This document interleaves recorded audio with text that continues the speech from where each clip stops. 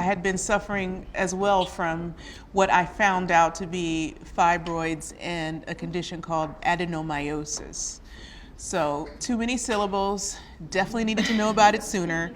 And it's a condition where you have the endometrial tissue growing inside the muscle. So it started to get very big. It got this big, like a grapefruit.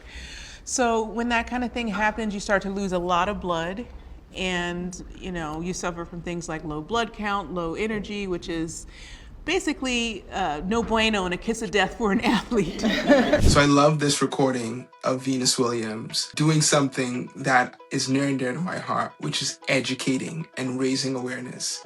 So she talks about a little buzzword that I just want to harp on today. And the word is the multi-syllable word she mentioned, which is called adenomyosis. So what's adenomyosis, right? Is it fibroids? What the heck is it? It's not endometriosis. It's something very specific. Adenomyosis is a very specific condition that simulates many of the symptoms that we tend to associate with fibroids. What are those symptoms? Heavy, severe menstrual periods, pelvic pressure and pain, severe menstrual cramping. The difference is adenomyosis is not a tumor made of muscle the way fibroids is. It's actually the part of your womb called your endometrium, which is the glands that actually thicken every month and then slough off in the form of a period every month. They then dive into the muscle layer and they almost get clipped off, and they begin to coexist into the muscle layer within the womb, and they begin to expand over time, provoking these symptoms.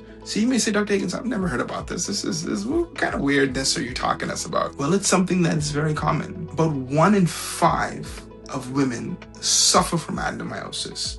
When it comes to women that have severe menstrual cramps, pelvic pain, and heavy menstrual periods, about 50% of those women will actually, on diagnostic evaluation, be found to have adenomyosis. When it comes to women that are sort of undergoing fertility evaluations because they're trying to figure out, can they get pregnant, can they optimize pregnancy and their fertility, between 10% and 30% of those women have what? Adenomyosis. So is this something you should know about? Absolutely. When it comes to adenomyosis, how many treatments are there? There's really one that women are aware of, and that's a what? Hysterectomy. Removal of your uterus. The end to your fertility. What's the alternative? Well, thanks to an interventional radiologist, it was discovered over a decade ago that the uterine artery embolization procedure is a procedure that is a first-line alternative to a hysterectomy for treatment of adenomyosis. So what does that mean? If you have adenomyosis, you don't just have 2 options anymore. The first one being suffer in silence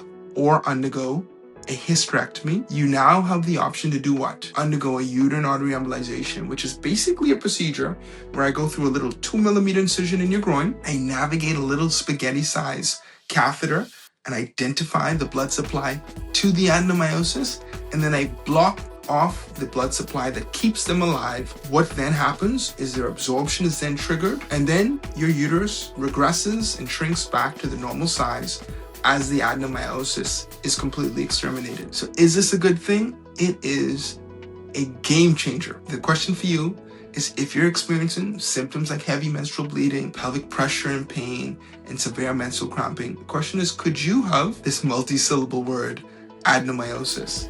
If so, you may want to talk to somebody. Just know that I'm in your corner. Dr. Mikhail Higgins, adenomyosis expert and fibroids expert. Can't wait to keep the conversation going and supporting you on your journey to true freedom. Talk soon.